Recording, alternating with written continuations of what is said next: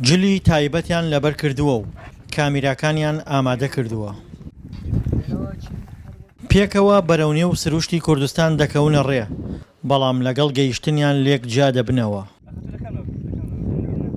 بە وردی لە ناوچەکە دەڕوانن، هەموو شتێکیان وەلا ناوە، تەنها بیریان لای بینینی باڵندە و ئاژەڵی کێویە تا زوومی کامیراکانیان بخەنە سەری و وێنەی بگرن. ئەم چوار فۆتۆگرافەرە ناوی خۆیان ناوە گروپی کێودۆستان و ماوەی چەند ساڵێکە پێکەوە دەردەچن، سەرقاڵی ئەرشیفکردنی وێنەی باڵندە و ئاژەڵە کێویەکانن. دیکۆمنتکردنی ئەم گیاندارانە ناساندنی بە خەڵک، ناساندنی ئەو باڵندانەی کە لە گەرمیانە هەیە کە خەڵک نایبینێ بەڕاستی. دوایەوە پاراستن، ئێمە ئامانجمانەوەی بیناسێنین و پاراستنی لەلایەن خەڵکەوە. دەگمەنی ئەو گیاندارانە بۆ نمونە ئاسک، بۆ نمونە چەند جۆر گیاندار باڵندەی تایە کە تەنها لە گەرمیانە ئەبینرێ. جا وەکوتم ناساندنێتی دیکۆمنتکردنێتی وەکو ژینگەی ئەو گیاندارانە بناسێنین بە ناوچەی گەرمیان و کوردستان بەعام. فۆتۆگرافەرەکان چەندین وێنە و گرتەی ڤیدۆیی ناوازەی ئاژەڵ و باڵندە کێویەکانیان تۆمار کردووە کە زۆربەی ڤیدۆ وێنەکان لە شەواندا تۆمار کراون. بەو پێی ئەو ئاژەڵانە لە شەواندا برسێتی و تیونێتی تەنگیان پێ هەڵدەچن و دەردەچن.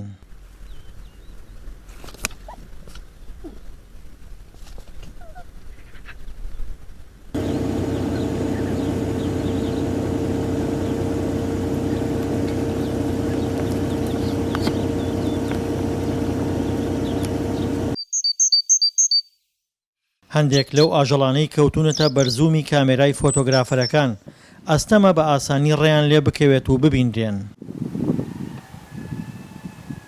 بەڵام ماندووبوونی فۆتۆگرافەرەکان و مانەوەیان بۆ ماوەیەکی زۆر لە نێو سروشدا وای کردووە خۆشاردنەوە دادی ئاژەڵ و باڵندەکان نەدات.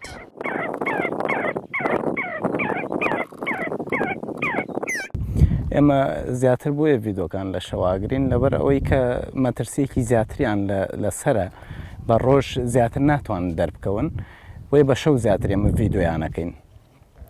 شەو ئامنترن، ناتوانن یعنی ڕاوچەکان بە شێوەیەکی زیاتر ڕاویان بکەن، ئەویش ترسێکی زۆریان لەسرە، بۆیە ئێمە زیاتر هەڵساوین شەوان بە کامیری تراقمان هەیە، زیاتر بە شەوە ڤیدۆکانیان تەواوەکەین و ڤیدۆیانەگرین. بۆ وێنەگرتنی گیانداری کێوی ئەوێ لە بەرەبەیانی زوودا مشی بۆ وێنەگرتن، لەبەرەوە گیانداری کێوی زووە لە خەوەڵستن، لەبەرەوەی کە برسیانە هەڵەچن بۆ خواردن. ئەو کاتە باشترین کاتە کە بۆ وێنەگرتنی گیانداری کێوی ئەبێکە وێنی گیانداری کێویش بیرێبێ ئەوان تۆ نەبینن. ئەو کاتە چکە تۆ ببین ئەترسن، لەگات ئەو کاتە هەڵدیێن ئەترسن لە کات بۆ ڕاوچی و کەسانی کە ڕاویانەکەن لەبەرەوە ناتوانن بۆستن بۆ وێنەگرتن. هێندە لەگەڵ سروشدا تێکەڵ بوون، ناتوانن لێیدا ببڕێن. پیشەکەیان هێندە بە ئاژەڵ و باڵندە کێویەکان ئاشنای کردوون تا ئەو ئەندازەی خەمیشان بخۆن. بێگومان چەندین باڵندە هەیە، بۆ نمونە مەسەڵەن وەکو حاجی لەخلاق، وەکو پشلە کێوی پڵنگ لەی ناوە لە کاتی پێشترە چەند ساڵی پێشتر بینراوە، بەڵام ئێستا نابیندرێت. هۆکارەکەی چی؟ هۆکارەکەی زۆربوونی خەڵک، دانیشتوان، ئۆتۆمبیل، ئەمانە وای لێ کردووە گەورەی شارەکان، یعنی توی ئێستا خۆمان لە کەلارە لە ساڵی نەوەتەکانە بەسەر کەلارە قاز بە ڕەت ڕۆشت، نەما هەمووی نەما. بۆ هۆکارەکەی چییە؟ هۆکارەکەی وەیە خەڵک تەخەی لێ کرد، این زۆرە بۆیە بە ناچاری چیەکەن کۆچەکەن بۆ شوێنێتر ئەڕۆن، شوێنی مەترسیدار بێ بۆیان ئەو شوێنە جی ئێڵن. ئێستا بەتایبەتی ناوچی گەرمیان ڕووباری سیروان، یعنی چۆن بڵێ سەرچاوەی یان بڵێ ویزگەی ئیسراحەتی گیاندارە باڵندە کێویەکانە، بەتایبەتی باڵندەکان. ئەو باڵندانەی لە کشوەری ئەفریقەوە کۆچەکەن بۆ سیبریا و رووسیا، لەوێ گەشتەکەن تێن بۆ بەتایبەتی عێراقیش، ڕووباری جدە و فرات، ڕووباری سیروان، ڕووبارەکانی تری عێراق، ئەمە چیەکەن؟ تێن ئیسراحەتێکن، پچوویەکەن، بەتایبەتی شەوان.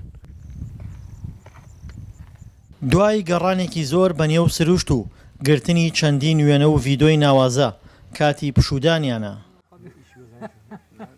لە نێو سروشدا و بەهۆی ماندووبوونەوە لەزەت لە خواردنی میوە وەردەگرن